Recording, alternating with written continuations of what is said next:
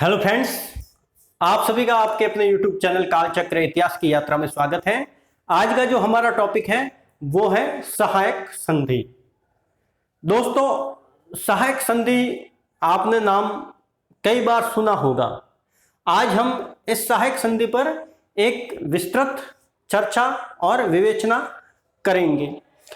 1757 के बाद में प्लासी का युद्ध जो अंग्रेजों ने जीता था, उसके बाद में अंग्रेजों ने भारतीय भूभागों को हस्तगत करना या विजित करना शुरू किया। इस नीति को साम्राज्यवादी नीति के अंतर्गत रखा जाता है। इस साम्राज्यवादी जो नीति थी उसके तहत उन्होंने युद्धों के द्वारा और अपनी कुटिल नीतियों और चालों के द्वारा भारतीय भूभाग और भारतीय देशी राज्यों को जीतना है वो शुरू किया। तो उन्होंने जो अपनी कुटिल चालें चली थी उसके द्वारा देशी राज्यों को हस्तगत करने की उनकी जो नीति थी या ऐसी जो चालें थी वो मुख्य तौर पर दो थी। एक जो थी वो थी यह सहायक संधि,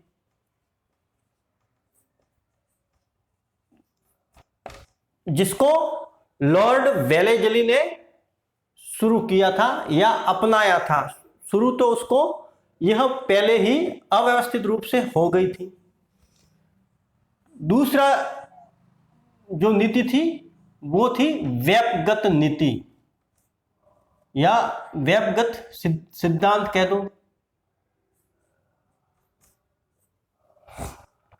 इस नीति को डलहौजी ने अपनाया था। ये जो दो नीतियां थी ये अंग्रेजों की कुटिल साम्राज्यवादी नीतियां थी।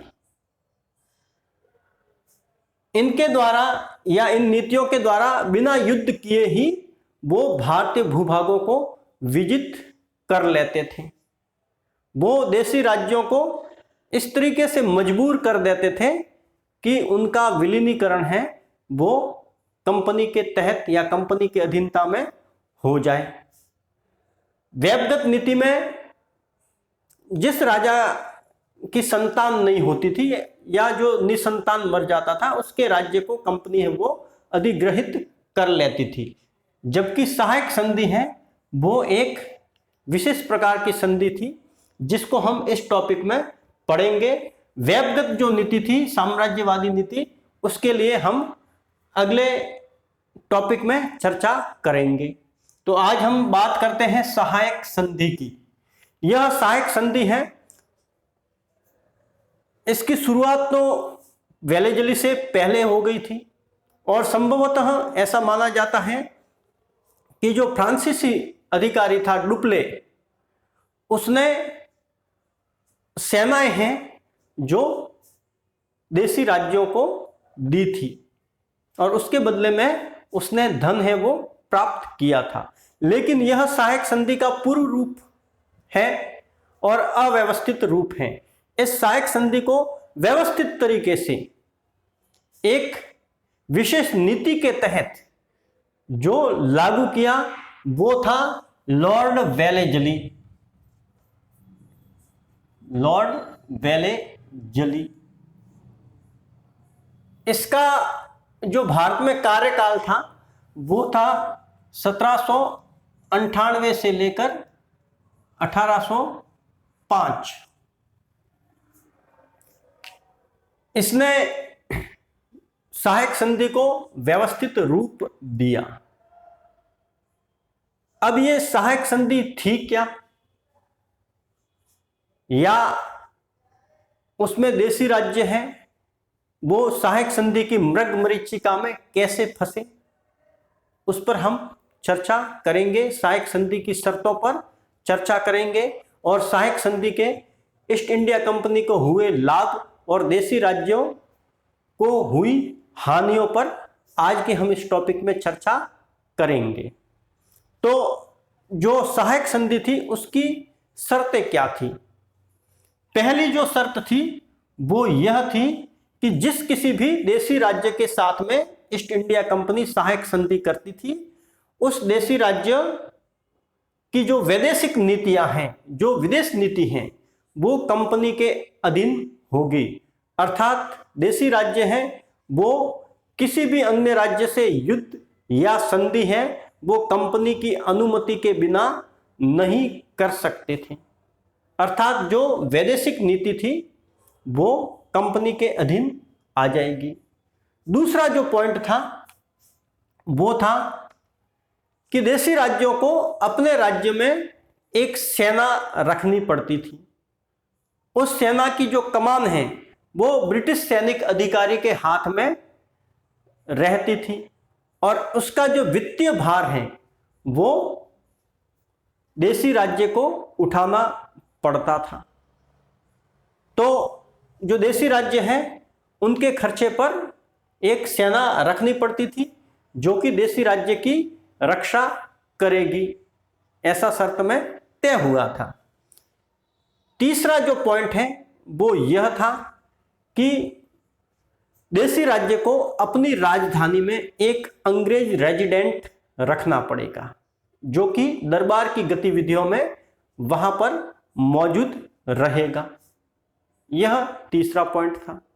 चौथा जो पॉइंट था वो यह था कि देशी राज्य है वो अपनी किसी भी सेवा में किसी भी यूरोपीय व्यक्ति को, यहाँ यूरोपीय से तात्पर्य है उस वक्त फ्रांसीसी, डच, पुर्तगाली लोग भी अपने हाथ आजमा रहे थे भारत को जीतने में।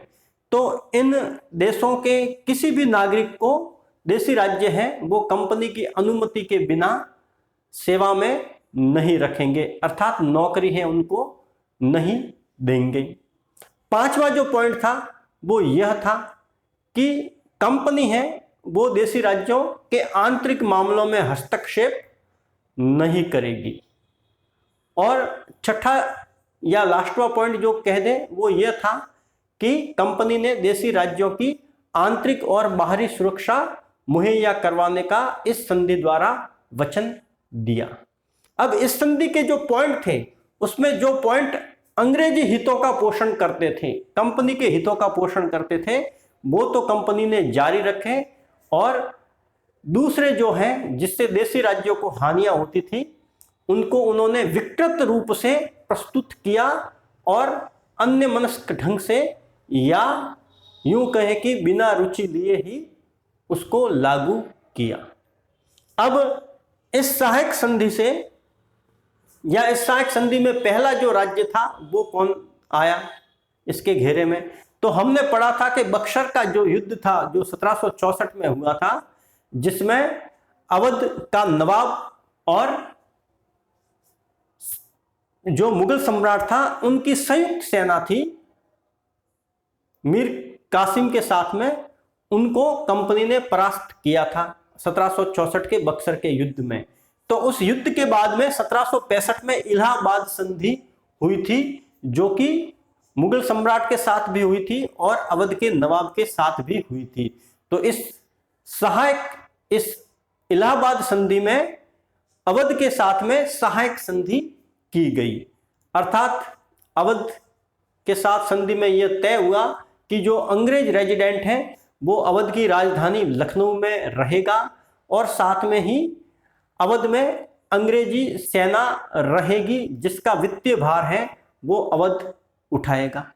तो सबसे पहले सहायक संधि के घेरे में आने वाला जो राज्य था वो था अवध 1765 में। उसके बाद में एक एक करके बहुत सारे राज्य या यूं कहे कि सारे देशी राज्य हैं वो सहायक संधि के जाल में फंस गए। तो इस सहायक संधि के जो ईस्ट इंडिया कंपनी को लाभ थे वो क्या थे उस पर चर्चा करते हैं और उसके बाद में हम देशी राज्यों को जो इससे हानियां हुई उस पर भी चर्चा करेंगे। तो जो लाभ थे उसकी बात करते हैं कि जब अंग्रेजी सेना देशी राज्यों के वित्तीय संसाधनों पर पोषित होगी तो सीधी सी बात है कि देशी राज्य हैं वो अपनी सेना नहीं रखेंगे क्योंकि वो दो सेनाओं का जो आर्थिक भार है वो वहन नहीं कर सकते थे। तो देशी राज्यों ने अपनी सेनाओं को विघटित कर दिया। तो इससे क्या हुआ कि देशी राज्य निशस्त्रीकरण उनका हो गया और वैदेशिक मामले जो थे वो कंपनी के अधीन थे ही थे। तो कंपनी को यह लाभ हुआ कि देशी राज्य है उनका निशस्त्रीकरण हो गया और जो वैदेशिक मामले हैं वो कंपनी के अधीन आ गए। तो देशी राज्य जो थे वो अब एकजुट नहीं हो सकते थे, क्योंकि वैदेशिक मामले कंपनी के अधीन होने के कारण न तो वो संधि कर सकते थे न किसी से युद्ध कर सकते थे। तो अब वो देशी राज्य हैं वो एकजुट होकर कोई गुट या संघ का निर्माण नहीं कर सकते थे, विशेषतः ईस्ट इंडिया कंपनी के खिलाफ। पहला जो लाभ था वो कंपनी को यह हुआ कि वो भारतीय राज्यों की तरफ से अब बेफिक्र हो गए। दूसरा जो लाभ था वो यह था कि उनको देशी राज्यों के वित्तीय संसाधनों पर अपनी सेना रखने को मिल गई, अर्थात उन्हें अब सेना पर कोई खर्च नहीं करना था। दूसरी बात यह थी कि उनकी जो सेनाएं थी वो विभिन्न राज्यों की राजधानियों में रहती थी, तो जो विभिन्न सामरिक महत्व के जो स्थान थे वहां तक अंग्रेजी सेना की पकड़ है वो बन गई। फिर उनकी सेना है वो अंग्रेजी कंपनी के विजित भूभागों से दूर भी थी, तो विजित भूभाग की जो शांति है वो भी बरकरार रही और उनकी सेना की पहुंच है वो दूर दूर तक हो गई और वो भी देशी राज्यों के आर्थिक संसाधनों पर। उनको कोई सेना के लिए खर्च करने की जरूरत नहीं थी। अब इससे क्या हुआ, एक लाभ यह हुआ कि जो संधि में एक पॉइंट था कि देशी राज्य है वो किसी भी विदेशी व्यक्ति को अपनी सेवा में नहीं रखेंगे, तो इससे जो कंपनी थी ईस्ट इंडिया वो जो उसके प्रतिस्पर्धी जो यूरोपीय शक्तियां थी जैसे कि पुर्तगाल है, फ्रांसीसी, डच वगैरह, उनकी तरफ से भी वो निरापद हो गए। यह वो समय था जब इंग्लैंड को फ्रांस से कुछ ज्यादा भय था, क्योंकि उस वक्त फ्रांस का जो सम्राट था वो नेपोलियन बोनापार्ट था, जिसने यूरोप में बहुत सारे देशों को विजित किया था। और इंग्लैंड को भी यह खतरा था क्योंकि इंग्लैंड और फ्रांस में पारंपरिक दुश्मनी थी, तो उसको यह खतरा था कि नेपोलियन है वो कहीं इंग्लैंड पर चढ़ाई न कर दे और उसके बाद में वो भारत में जो अंग्रेजी हिस्से हैं, अंग्रेजों के विजित प्रदेश हैं, उनको न जीत ले। यह जो खतरा था वो एक तरीके से टल गया, क्योंकि अब देशी राज्य है वो फ्रांसीसियों से किसी भी प्रकार का संगठन या षड्यंत्र नहीं कर सकते थे। इस संधि से जो कंपनी थी वो देशी राज्यों के बीच में मध्यस्थ बन गई, क्योंकि वैदेशिक मामले जो थे वो कंपनी के अधीन होने के कारण जो भी संधि है, युद्ध है, उसका निर्णय सिर्फ कंपनी ले सकती थी। अतः वो देशी राज्यों के बीच में मध्यस्थ के तौर पर उभरी, जो कि उनका निपटारा, उनके झगड़ों का निपटारा करती थी। जो रेजिडेंट राजधानी में रहता था, क्योंकि उसको यह अधिकार था कि वो दरबारी गतिविधि जब चलती थी उस वक्त दरबार में मौजूद रहता था, तो इससे जो राजा थे वो किसी प्रकार की गुप्त योजना नहीं बना सकते थे, क्योंकि रेजिडेंट है वो उसकी हर क्रियाकलाप पर नजर रखता था। धीरे धीरे रेजिडेंट का जो हस्तक्षेप है वो दरबारी मामलों में भी बढ़ने लगा, जिससे जो राजा होता था वो अपनी आंतरिक स्वतंत्रता भी खो बैठा। और इसका एक भयावह रूप यह भी था कि इस सेना के बदले, जो कि देशी राज्य में रखी जाती थी, उसके बदले धन देना होता था कंपनी को। और कई बार अब धन की जो उगाही थी या धन जो था वो इतना ज्यादा था कि हर बार है वो देशी राज्य पर शेष रह जाता था धन, अर्थात वो पूरा धन नहीं दे पाते थे, क्योंकि उनके राजस्व का तीसरे भाग या उससे भी अधिक कई बार होता था। और जब धन पूरा नहीं दिया जाता था और उसके बदले में कोई पूर्ण प्रभुसत्तापूर्ण प्रदेश या भूखंड दिया जाता था, तो वो ज्यादा होता था या उसकी जो मांग थी वो ज्यादा थी। जैसे कि हम निजाम की बात करें जो कि हैदराबाद का था, उसको 1792 और 1799 में मैसूर से जीते गए अपने प्रदेश हैं वो सन 1800 ईस्वी में अंग्रेजों को देने पड़े। अवध को रुहेलखंड और दोआब का दक्षिणी हिस्सा है वो 1801 में इसके बदले में कंपनी को देने पड़े।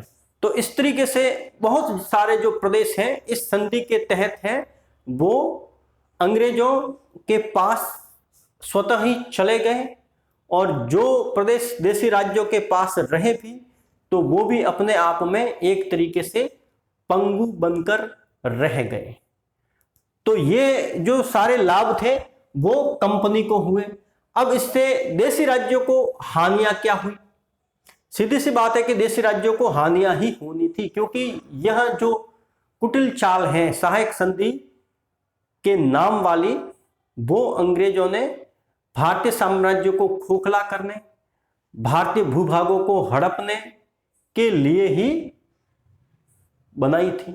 अपनी साम्राज्यवादी जो पिपासा है उसको इन नीतियों द्वारा जो ब्रिटिश हुकूमत थी वो शांत करती थी। तो इससे जो हानियां हैं वो क्या हुई देशी राज्यों को? तो पहली हानि यह थी कि देशी राज्य अपनी स्वतंत्रता खो बैठे, क्योंकि अब उनके पास में न तो सेना थी और न ही वैदेशिक जो मामले हैं, युद्ध और संधि के निर्णय लेने के मामले हैं, वो देशी राज्यों के पास में बचे। तो इससे वो अपनी स्वतंत्रता खो बैठे। जैसे कि टॉमस मुनरो ने लिखा है कि अपनी स्वतंत्रता, राष्ट्रीय चरित्र और वो सब जो किसी राज्य को प्रतिष्ठित बनाते हैं वो सब सौंप कर उसके बदले में स्वतंत्रता मोल ले ली। किसने? देशी राज्यों ने। फिर उसके बाद में दूसरी जो हानि है वो यह थी कि जो रेजिडेंट थे वो जो देशी राज्यों के आंतरिक मामले थे उनमें बहुत ज्यादा हस्तक्षेप करने लगे। टॉमस मुनरो ने एक बार यह भी लिखा था कि मुझे यह विश्वास है कि यह सहायक संधि है वो अपना स्वरूप या अपना वास्तविक रूप है वो जरूर दिखाएगी, और अंततः यह उसी राज्य को नष्ट कर देगी जिसकी सुरक्षा का भार इसने लिया था। तीसरा जो पॉइंट है वो यह था कि कंपनी निर्बल और उत्पीड़क राजा की हमेशा सहायक और संरक्षक बनकर उभरी। पहले क्या होता था सहायक संधि से पहले कि जो भी राजा होता था उसको दो खतरे हमेशा उसके सर पर मंडराते थे। पहला खतरा उसको आंतरिक विद्रोह का था। उसको यह लगता था कि मेरे राज्य में सब कुछ ठीक ठाक नहीं हुआ, प्रजा संतुष्ट नहीं हुई, प्रजा को न्याय नहीं मिला, प्रजा की आंतरिक शांति और समृद्धि नहीं बढ़ी, तो हो सकता है कि वो मेरे खिलाफ हो जाए और आंतरिक विद्रोह कर दे जो कि राज्य को अस्थिरता देगा। तो एक खतरा उसको आंतरिक विद्रोह का हमेशा रहता था, और दूसरा जो खतरा था वो उसको पड़ोसी राज्य और जो पड़ोसी शक्तियां हैं उनके द्वारा आक्रमण का रहता था। तो ये जो दो खतरे रहते थे हमेशा राजा को, उसके कारण राजा हमेशा सतर्क रहता था, वो एक्टिव रहता था, वो अपनी सेनाओं का अवलोकन करता था, वो राज्य में भेष बदलकर घूमता था और पूरे राज्य की और राजकीय कर्मचारियों की जानकारी है वो रखता था। लेकिन सहायक संधि द्वारा आंतरिक और बाहरी सुरक्षा का जो भार है वो कंपनी द्वारा वहन करने के बाद में शासक के पास में कोई काम नहीं बचा। वो अपना जो टाइम है या समय है वो राग रंग, नाच गान, शराब में और अन्य नशों में, शिकार में व्यतीत करने लगे। राजा हैं वो निठल्ले हो गए और कंपनी को देने के लिए ज्यादा धन की आवश्यकता होती थी, इसलिए उनके कर हैं वो भी ज्यादा बढ़ गए। इस तरीके से राजा हैं वो एक उत्पीड़ित के रूप में, जो कि पहले संरक्षक के रूप में होता था प्रजा के, अब वो उत्पीड़क के रूप में सामने आया। और ऐसे राजाओं की भी कंपनी ने सुरक्षा की और उनको सहायता मुहैया करवाई। तो इन सब चीजों ने प्रजा को बहुत कष्टदायी स्थिति में पहुंचा दिया। बाद में हमने देखा है कि विभिन्न प्रजामंडल उभर कर आए, वो इन्हीं देशी राजाओं के उत्पीड़न के कारण उभर कर आए थे। फिर है सेना एवं सैनिक अधिकारी बेरोजगार। जब देशी राज्य में अंग्रेजी सेना है वो संधि के तहत रख ली गई, तो सीधी सी बात है कि जो देशी राज्य है वो अपनी सेना का विघटन करेगा। तो देशी राज्य ने अपनी सेना को खत्म कर दिया। तो इससे जो उसके जो सैनिक थे सेना में, वो सैनिक अधिकारी हुआ करते थे, वो सब बेरोजगार हो गए और बेरोजगारी का आलम है वो चारों तरफ फैल गया और भूखमरी की स्थिति है वो पनपी। अगला पॉइंट है देशी राज्यों को जो हानि हुई या भारत को जो हानि हुई वो यह हुई कि जो ब्रिटिश सेना थी, अंग्रेजों की कमान के अधीन जो सेना थी, जिसका आर्थिक भार देशी राज्य वहन करते थे, उनके जो अधिकारी होते थे उनका वेतन बहुत ज्यादा होता था। उनके जो सैनिक साजो सामान हैं वो यूरोप से आते थे। अर्थात इस तरीके से धन का जो प्रवाह है वो भारत से यूरोप की ओर बढ़ा और इससे एक नकारात्मक बिंदु यह भी उभर कर आया कि जो भारतीय कारीगर थे, जो सैनिक साजो सामान अस्त्र शस्त्र बनाते थे, वो भी बेरोजगार हो गए, क्योंकि अब उनको या उनका जो माल है वो खरीदने वाले देशी राजा और उनकी सेना है वो नहीं थी। अब जो साजो सामान आता था वो सब यूरोप से आता था। तो सेना और सैनिक अधिकारी तो बेरोजगार हुए ही हुए और उनके लिए जो अस्त्र शस्त्र अर्थात तलवारें, बंदूकें, कवच जो भी बनाते थे वो बनाने वाले सब बेरोजगार हो गए। अंतिम जो बिंदु है वो यह है कि इस सहायक संधि के कारण देशी राज्य हैं वो दिवालिये हो गए। देशी राज्यों पर हमेशा बकाया शेष रहता था, क्योंकि जो बकाया होता था वो एक बड़ी राशि होती थी जिसको वो समय पर नहीं दे पाते थे, और जब ज्यादा बकाया हो जाता था तो उसके बदले में उनको अपने राज्य का हिस्सा अंग्रेजों को देना पड़ता था। और इस तरीके से धीरे धीरे धीरे सहायक संधि जो है उसने एक तरीके से धीमे जहर का काम किया और जिस राज्यों की रक्षा के लिए सहायक संधि प्रस्तावित की गई थी उन्हीं राज्यों को धीरे धीरे खोखला करते हुए खत्म कर दिया। तो अंग्रेजों द्वारा यह जो साम्राज्यवादी नीति वेलेस्ली ने शुरू की थी, इसने ब्रिटिश शासन को भारत में मजबूती दी, दृढ़ता दी और देशी राज्यों को बिना युद्ध किए ही धीरे धीरे कमजोर और खोखला कर दिया और समय के साथ में पूरा जो भारतीय राज्य है वो ब्रिटिश हुकूमत के अधीन आ गया। आज का जो आपका टॉपिक है वो यही समाप्त होता है। धन्यवाद।